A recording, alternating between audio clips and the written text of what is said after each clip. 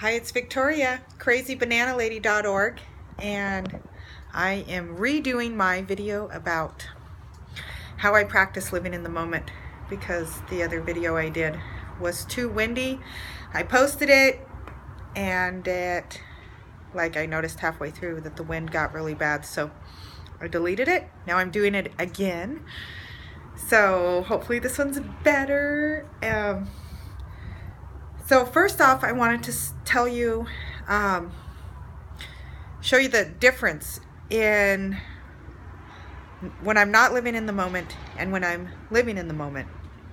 And the difference is, if I'm not living in the moment, I'm driving down the road going to work and I'm thinking,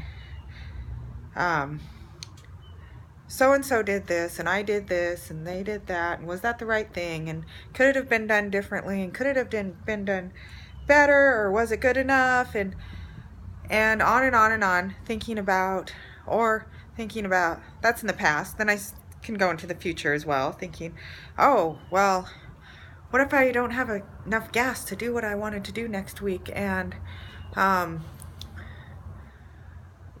what if, usually the future is what ifs. My daughter Savannah was always like, what if, Mom, what if? And I'm like, anyway, I'll be doing that. That's my not living in the moment. And then I will ask myself, do you know where you are? Are you even paying attention to anything around you? And then I'm like, oh, I'm not living in the moment. I'm thinking and I'm driving myself crazy. So then I stop and I start paying attention to what's going on around me. I look.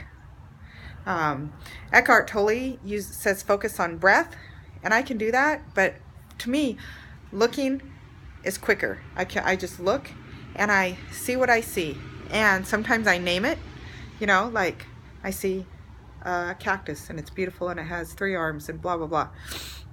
I get into details, which also helps me focus on what is in this moment, and or I'll just look and I won't name anything, and I'll just practice seeing the beauty and stuff without it having a name. And that's kind of fun to do. I like doing that. So I get myself in the moment with sight is usually first, because that works really fast for me. And then I do smell. What do I smell? And the different seasons smell different. And then I do touch. What am I touching? Does it feel good? Does the steering wheel feel nice and soft? My clothes against my body, how they feel, anything around me, what does it feel like?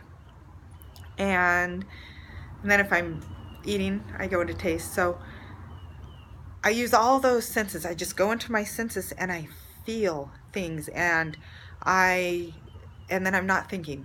I'm just like, oh, and just feeling good. And it doesn't mean I walk around like la la la, but it's just, everything is so beautiful when you see it in the moment, what it is, and just focus on it.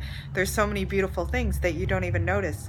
That's why I like walking more than driving, because walking, I can be in the moment like deeply, where I see a tree and I'm fascinated with the bark. I'm like, look at the pattern on that bark, and I can stop and I can go up and touch it, and I can take the time to stop and look at it. And driving, things go by faster, so I just do it in a different way, knowing that I can't touch the things, but I notice a lot of the different colors and shadings and things.